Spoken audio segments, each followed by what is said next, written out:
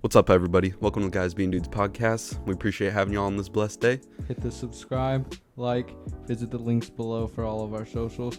Now let's get into it.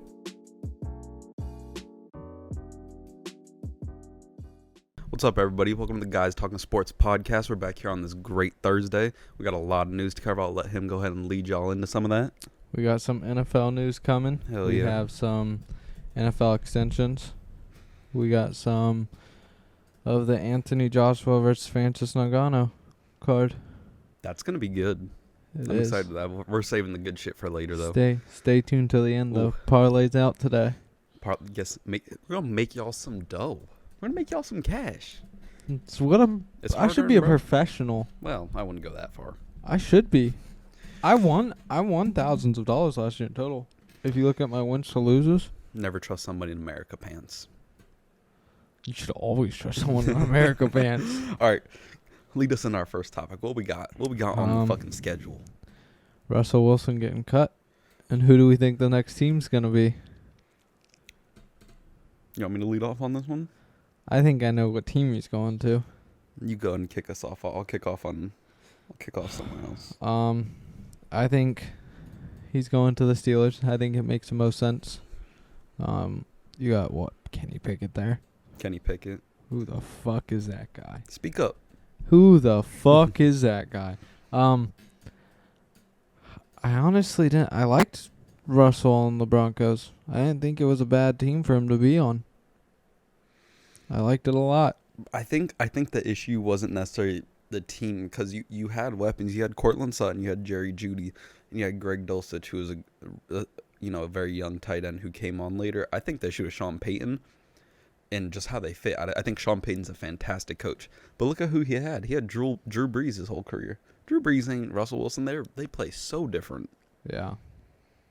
At least he's getting paid his contract. Just full money this year. For anybody who doesn't know, Russell Wilson is going to be taking his whole salary is going to be paid by the Broncos this year, seeing as they cut him.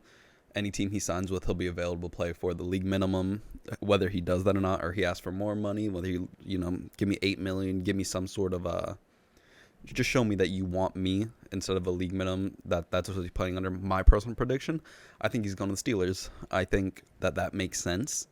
I think whether you're going to say we're going to give Kenny Pickett another year to learn under Russ, whether they're going to have them in quarterback competition, whether we're the Steelers, we're going to draft somebody, we're going to take Bo Nix or J.J. McCarthy, I think it makes sense to sign Russ for 1 year, let them learn, almost carry them over there on a historic streak of having winning seasons. I think the Steelers make sense. I think that's the smart play.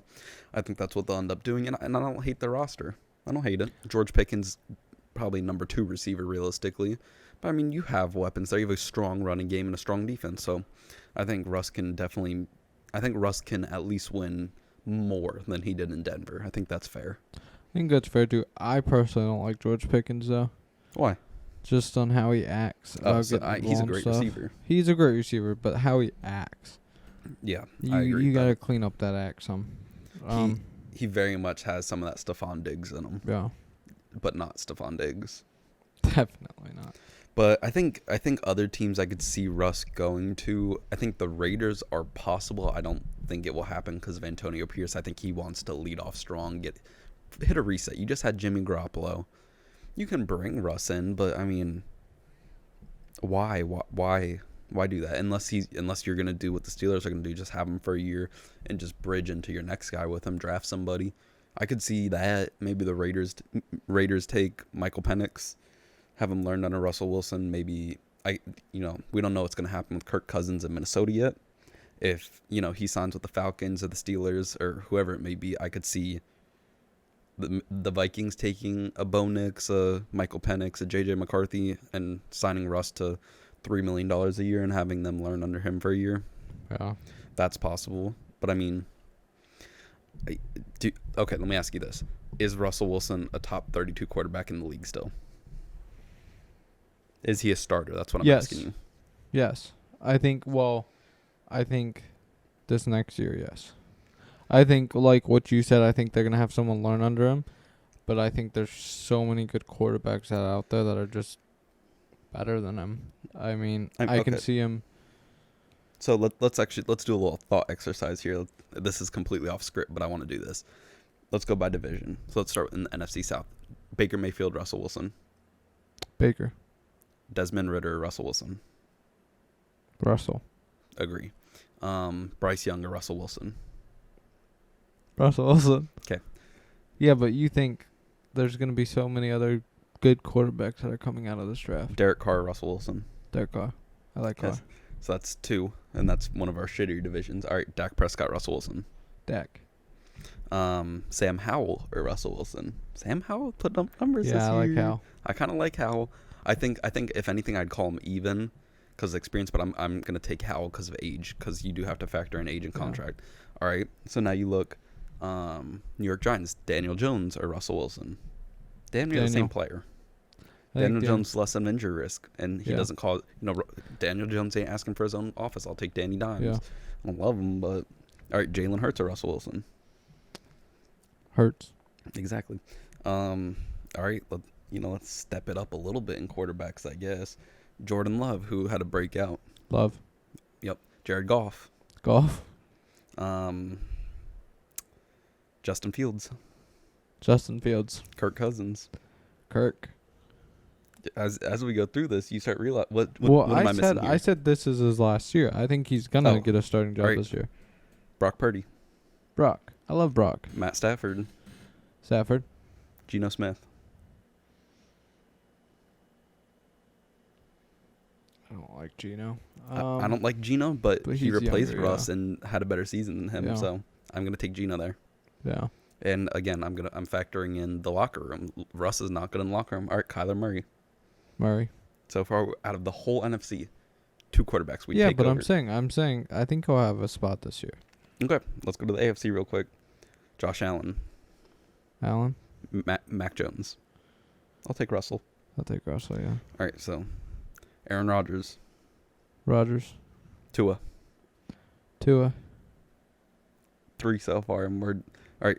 Patrick Mahomes.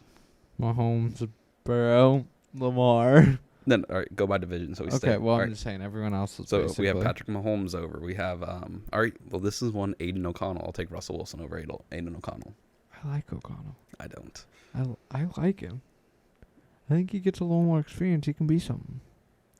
I like him. All right, fine. We'll give Aiden O'Connell the good old head nod, I guess. I don't know how much I agree with that one, but whatever. We'll throw him in there. Who am I missing in the West? Justin Herbert. We'll take Justin Herbert over him, obviously. My good old Ducks. All right, Joe Burrow. We're going to take Joe Burrow. We're going to take Lamar Jackson. Yep. Kenny Pickett. I'd probably go Russell. Who am I missing? Steelers. Oh, Deshaun Watson. I'll take Deshaun Watson. Yeah, I'll take Watson. There's still more promise there. You know what? I'm sorry. Getting off Russell. I'd take Joe Flacco over Russ. That's fine. Same team. All right, last CJ Stroud. We're going to take CJ Stroud. Yeah. Trevor Lawrence. We'll take Trevor. Will Levis. I'll take Will Levis. He showed promise. Yeah. And then I'm missing one other team there. Will Levis. Titans, Jaguars, Texans. Who the fuck am I missing? Oh, Colts. I'll take Anthony Richardson. Yeah. So 4 quarter. We're gonna call Russell Wilson the 28th best quarterback in the league. In a draft that we're gonna have Caleb Williams. We're gonna have. Yeah, but one of these teams, one of these guys aren't gonna start this year. I agree, but I'm saying we're gonna have Caleb Williams come out. We're gonna have Drake May come out. We're gonna have Jaden Daniels come out. We're gonna have Michael Penix. We're gonna have Bo Nix. We're gonna have JJ McCarthy. We're gonna have all these guys come out. Russell Wilson, this is his last year to prove that he's better than 28th. Otherwise, he's not going to be in the league next year. No, I think this is his last year. I don't think he'll be able to prove it. Yeah, I don't. I think he can prove it. But problem is, if he can't, if somebody says, "All right, you're like the 30th best quarterback," but now we develop these guys, we're going to next year's draft. You're going to have to sit on the bench. He has shown that if you're going to have your own office, you need multiple parking spaces, you need 8 lockers. He ain't going to accept a role on the bench. This is a whole Cam Newton situation again. Cam Newton wouldn't sit on the bench. Yeah. All right. Too much Russell Wilson. I vented too much on Russell Wilson. Little extension. Our boy. Big Mike. Mike Evans back in Tampa. He is back. I mean, it's a damn near. I mean, you're not resetting the market. He's not getting paid the most money, $26 million, right? 26 a year. But I mean, you think Tyreek Hill at the peak of his powers got 30? Mike Evans, 30 years old. is gonna get 26. That's a For damn 2 years. That's big money. But I think what the Bucks really want is him to break Jerry's record, hopefully in Tampa, and retire a Buck. Yeah. I think that because of this Evans situation, I think Baker's getting re-signed for sure. I think Baker was always going to get re-signed. I have trouble thinking that the Bucks were gonna, after Tom Brady left, let a Heisman winning, took the Browns to their first playoff game in forever, young, promising guy. I mean, Baker's arm is fucking alive. That dude has a cannon. Yeah. He has a top 5 arm in the league. Now, you can argue the decision making or size or whatever, but Baker, with the right coach, just like last year for Canales, Baker's good. Baker's a top 12 quarterback last year. Oh yeah, 100%. I'd say top 10, but I'm gonna go top 12 broader. I'm not letting that walk. You don't let that walk. No. And speaking of quarterbacks for the Bucks, you think they've signed Trask another deal to be a backup? No. I think if anything, we're gonna see the Bucks take a guy this year, whether they go early and they say, all right, Baker, we're gonna put you on a 2-year deal. We like you. Do we believe in you? Really? Maybe not. Maybe they don't love him. So we're gonna put you on a 2-year deal with Mike Evans. Kind of a similar situation. We're gonna draft a guy to develop behind you. Could we see the Bucks taking, pick 26 or whatever the hell they have? Michael Penix? Sure, I could see that. Could we see him taking, pick, maybe they trade down, they go pick 18, 19, whatever, I don't even know what pick they're at. They go pick 18, 19, they get J.J. McCarthy. We're going to develop BJJ. I could see that. Or maybe they really like Baker, and they're going to sign him to a 4-year deal. Hey, Baker, you're a younger guy. We see some promise in you. You have good cohesion with this team. We're going to sign you to 4 years. All right, well, I think I personally would much rather let's not spend this money on Kyle Trask. Let's not even, because you have to remember, him and Baker were in a quarterback battle. I'm not going to keep Baker in the locker room with a guy that we thought could beat him out. So I'm gonna let Trask walk. I'm gonna let him, hopefully, good luck. Hope you find a team. I'm gonna draft a Jordan Travis in the fucking 5th round. I'm gonna draft somebody that can just develop, somebody that showed some promise in college, somebody that can just be a capable backup. I'm not putting Baker in that situation. But for him to have that fighting power and what do we call it? Where we could all, when I went to that camp, what is it called? The fuck are you talking about? Bucks camp that I went before the season. They do it for every team. What are you talking? Like where people can go see them practice. Yeah. When I went there, Trask looked like he was beating him. And that wasn't only me saying it. That was, Alex said it, but she doesn't know much. But if you watch videos, it looks kind of like Trask was right there on its ass. I think Trask could be a really good backup quarterback. I'm not saying he can't be a functional backup, but I'm saying if you're going to sign Baker to 2 years, all right, well, we already know we know Trask is not better than Baker Mayfield. I refuse to believe Trask is better than Baker. Not after that season. Yeah. So, just off that, if they sign Baker to a short-term deal, why would they keep Trask and re-sign him just to be a backup? Yeah, but what if they keep him for a longer-term deal? They have to really like the guy. But like I said, if I sign Baker to a long-term deal, why do I want his backup to be somebody that he had to go in a quarterback competition with that we thought could beat him? I wouldn't do that to him. You don't want, because I mean, Baker has shown that he, mentally he might not be your strongest quarterback. So I wouldn't put him in that situation. I think the best spot for Trask to go would be somewhere like Kansas City or somewhere like Buffalo or, somewhere with a very, very good quarterback, a promising quarterback, preferably a veteran, somebody with a lot of years, somebody's pedigree behind him.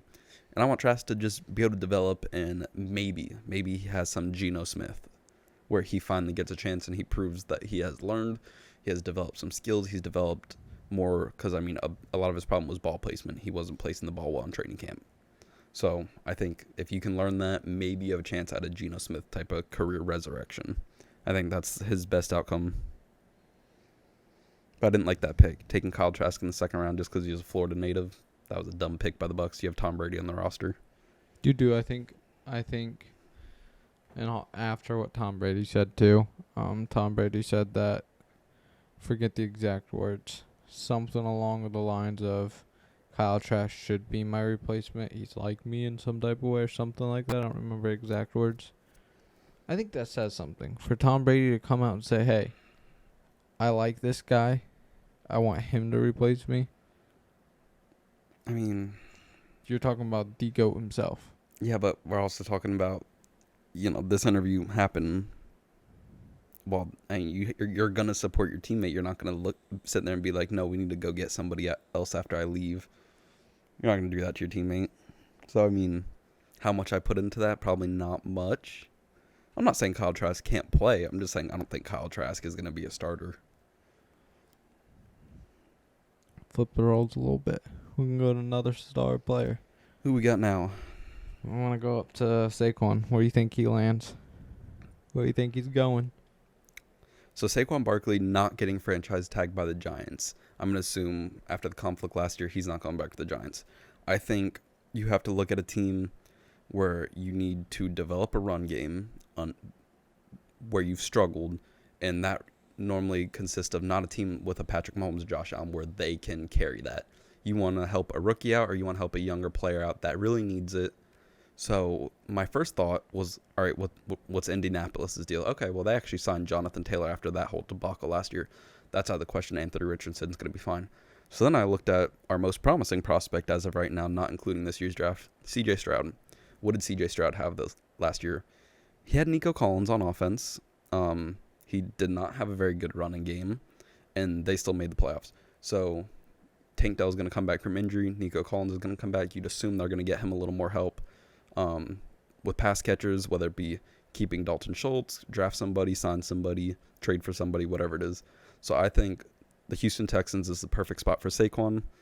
Get somebody behind C.J. Stroud that can block for him, that can pass catch for him, and that can create and generate a very reliable run game and really bring out, I think, the full confidence and full prowess of C.J. I think that's the best spot for him. So, yeah, I do agree with that. But I'm going to go to my Bengals real quick. Joe Mixon, don't think he's going to be there. Probably not. You look at, we're going to need a running back powerhouse, kind of. Yep, because, Chase Brown's smaller guy. And if you looked at him last season, he was more of a receiving back. Yeah. We need a running back badly. That can open up more of a pass game, too, for Chase and Higgins, and if he's going to be there still. We don't know. Who knows? But I think Bengals would be a good spot for him. The only problem is cap space. Who are they going to be signing? What is Jamar's extension going to be? A historic. Whatever Justin gets, Jamar's probably going to get $1 million more. So we got to see what the cap space is, but I think Joe Mixon's done, so I think if Bengals can take Barkley, it'd be a great move for him. See, here's the thing. I don't think Joe Mixon necessarily needs to be done. I think he needs to either be done if he is expecting $10 million a year, because at his age and at what he produced last year, he's not worth that. But Joe Mixon can stay on the team if he's going to take $2.5 million. He's not. He's probably not, but you can still have him back. It really depends on, is he going to realize, all right, this is the running back market. This is how old I am. This is what I produced. I need to take a step back and say, I want to stay in Cincinnati. I'll take less. He probably doesn't do that, but that's the only way you're keeping him, I think. You think another team will sign him for 10? No. No, I don't think anybody's signing a running back anymore unless you're fucking Christian McCaffrey for more than $6-7 million. I just don't see why. Why would you? You can draft somebody. Yeah. How much do you think Saquon's going to ask for? It really depends. Because it depends on where Saquon's at. Is he tired of losing and he's going to chase a ring? And he's going to go to somewhere very promising like Houston? And you're going to say, all right, I'll take 7.5, which I think is a fair price. Or is he going to say, go to some poverty team? He's going to go to Carolina and he's going to get paid 11.5, 12. Yeah. So, there's you can do a whole dance around, the running back market and where we think they're going to land. Really, it depends on their own, what they want. Are we going to ring chase here? Are we going to be reasonable? Do we want to take a hometown discount? What do they want? Yeah. So, speaking of hometown discount, Dak Prescott. What do we think is happening with Dak? Because, I mean, Jerry Jones comes out one day and raves about him and says the Dallas Cowboys are Dak Prescott. Or then he says, oh, well, it's not guaranteed we're going to extend Dak. What do you think's happening there? He said the same about Zeke. So, to be fair, who knows? He's him. But, I mean, Dak, he put up some great stats. He was my MVP. Yeah. Lamar was fantastic. I would have said Dak Prescott. So, I'm kind of stupid of the Cowboys not to re-sign him. Give him another couple years. What I think is going to happen, they'll extend him. What I would do if I'm Jerry Jones is I'm going to tell Dak, go seek a trade. Because, I mean, Dak received, some backlash from, I think, CeeDee Lamb's mom, Micah Parsons' brother, whatever the fuck it was. Several teammates, family members came at Dak. You have Dak's brother, Tad Prescott, on Twitter telling everybody they can fuck with themselves, so you have all this drama going on after that blowout to the Packers. And I think, realistically, whether you tell Dak to seek a trade or you go and seek the trade for him, I think you should look at what can I get for him? What is Dak worth? And then, so if you go out and you get a pick offer, you go and you have the Minnesota Vikings offer you their first round pick and a fourth round pick for Dak. I'm going to come to Dak and I'm going to say, all right, look, I can go get this late first rounder, or I guess it's actually like a mid first rounder. I can go get this mid first rounder for you and a day 3 pick. That's what you're worth. Yeah. I'm not resetting the market with you. Yeah. I'm not going to do that. So we can talk within the Kirk Cousins confines, because really I think Dak Prescott is just a slightly more mobile Kirk Cousins with a little more locker room talk. Dude's a good speaker. Dude is a better leader than Kirk, maybe. So he's a polished up Kirk Cousins. He's Kirk Cousins with a good PR team. That's what Dak Prescott is. So if I'm Jerry Jones, I'm gonna look at Dak and I'm gonna say, look, dude, I can give you $45 million, $47 million, whatever we're gonna talk, 47.5. And if you're not willing to take that, I don't know that I can extend you, because I need to pay CeeDee Lamb, I need to pay Micah Parsons. What am I gonna do here? So if I can max all of you. I can give CeeDee Lamb $35 million a year. I can give Micah Parsons $30 million a year. I can do whatever I need to do to keep everybody. We're not gonna be able to have Brandon Cooks. We're not gonna have DeMarcus Lawrence. I can't keep this O-line a top 5 unit in the league. So I think really it's gonna be a sit down talk with Dak. Dak, what do you want? What can you take? This is what I think your worth is. Or do we need to explore other options, whether that be cutting or trading? Yeah. So Talk about cutting and stuff. Guy just announced his retirement, Jason Kelsey. Who do you think takes his spot? Who do I think takes his spot is going to be dependent on, one, does Jason Kelsey Tom Brady himself and come back? Dude's emotional. Could he come back? 5% chance. I think somewhat has to do with Kylie, his wife. Yeah. I think she wants him home with the kids, and I think he's not going to pull a Tom Brady. I'm just going to give that a 5% chance. But if we're going to look at it in realistic terms, where the Eagles sit in the draft, I believe they sit in the between 18 and 22, if I'm correct. They sit somewhere in that range. I think you just go out and you either, you look at who's been taken in the draft and what teams need behind you, and you might make a trade back if you decide, okay, we need to take this guy here because we're at risk of losing him if we trade back to another team. I think you take Jackson Powers-Johnson, the center from Oregon, number 1 rated center. I know you're a Ducks guy, so you probably like that. But I think you be immediate. This guy's been the centerpiece of your offensive line and really your team for a long time. So I mean, I think it's important that you go out and replace him and be strong about it. Don't say, all right, we're gonna sign this free agent. He was the 22nd ranked center last year. Don't do that. Go out and get your guy. Yeah. Get your guy. Replace that position. And that's especially with the way the Eagles play. You need somebody there if you're gonna be tush pushing. Yeah. So I think that's an important spot for that team specifically. So I mean, I'd go out and get him. I think that's a pick that, I mean, I don't think I don't want to call him can't miss, but He'll work. He'll work. It was sad. Did you watch the whole? I His did not, loss? actually. I watched clips. It's sad. I watched him cry. You see Travis cry? No, I did not see Travis Oh, cry, he was in actually. there crying. Yep.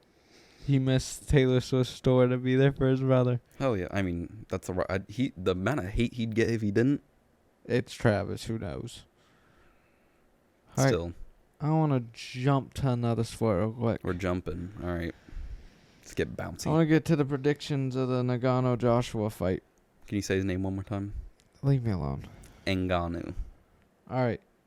Nick Ball versus Ray Vargas. Who you got? Vargas. You think? Yeah. Hell yeah. Give me Ray Vargas. I think I have Nick Ball. He's more of aggressive. I think the pressure is going to get to Vargas. And Vargas just won't be able to handle it. That's his fight style. Nick Ball's fight style is he's going to press. He's going to press every second of that round. Maybe the first one will feel you out, but after that, he is a aggressive fighter. I could just see him getting over aggressive and getting check hook, just getting hit by a little check hook, getting hit by straight, and just wobbling and tide turns. I mean, as a pressure fighter, if you're gonna walk somebody down, you are gonna expend some energy doing it. I think I could see a Vargas win by decision. I think that's probably where I'd lean. Do you think? I don't think it's going to make it to the I decision. don't even love predicting this fight in general. I don't know a lot about either of them, but if that's where I'm gonna, off of what I know, I'll take that. Vargas has a hard chin. I think Nick Ball's just gonna. The pressure's just gonna get to him, and it's gonna tear him. He's gonna dig to that body, and I think once he gets to that body, it's just he's gonna crumble. I got Ball winning that fight. What's Now- next? Yeah, Joseph Parker versus I don't know how to say his first name. Zahil Zhang, I think, something like that. Who do you got? I got Parker winning. Same. I think he'll use his footwork to open up angles. That's gonna be it's gonna be too much for Zhang and it's gonna be a huge upset. I think I like Parker by 4th round TKO. I think so. I think that footwork's gonna open up angles that is just I don't think it's gonna be 4th. I think it's gonna become it's gonna be a little later, I think. I think he's gonna work it and he's gonna set it up how he always does. All right. We got Joshua versus Francis. All right. Joshua, I just don't love his chin. It's not even that I don't love Anthony Joshua's chin. I don't love the dude's effort almost. It's like I don't feel like he goes in there as a killer every time. You look at some of these guys who lose fights, Steven. Deontay Wilder goes in there to fucking kill you. Like, so after that Andy Ruiz fight, I just feel like I've never been able to reliably, even though I've thought he was going to win, I've never been 100%. I'm like, is this dude going to show up? So, with that being said, Joshua might be the more technical boxer. I think this is hard. All right.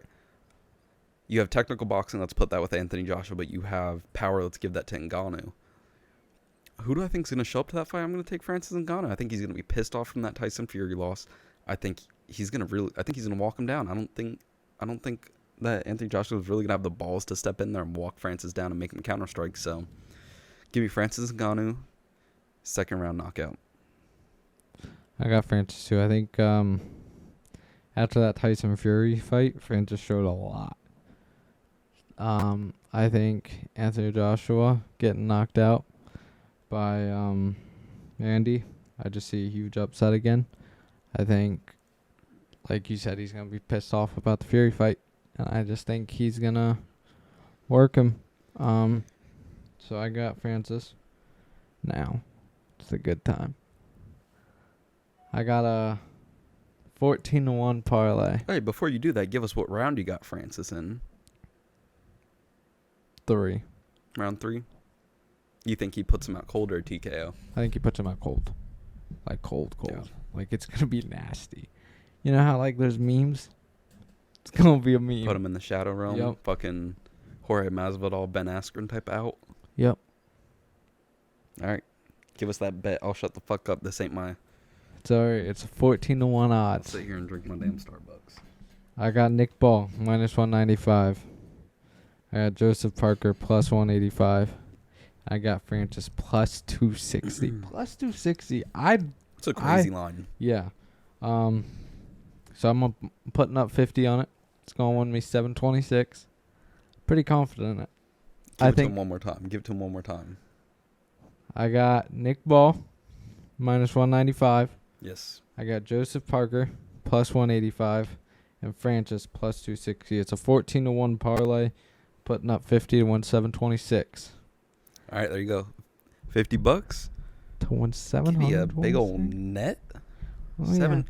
Oh, you're telling me I can make basically 600, almost $700. I mean, Yeah. if I put $60, I'm making well over 700. Count me in, bro.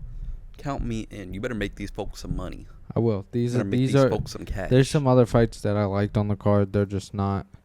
I didn't feel it was gonna be too close of a fight to put money on. Right. I know I've watched Nick Ball, Joseph Parker, and Francis all fight.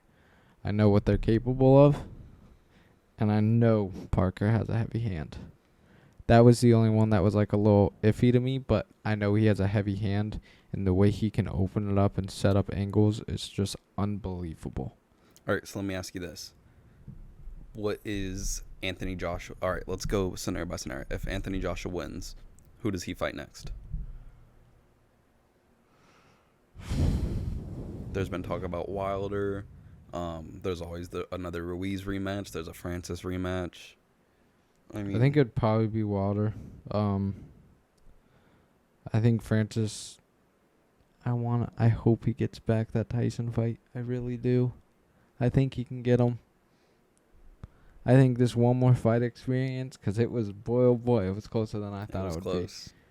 be. You give him this another fight, I think he can beat Tyson.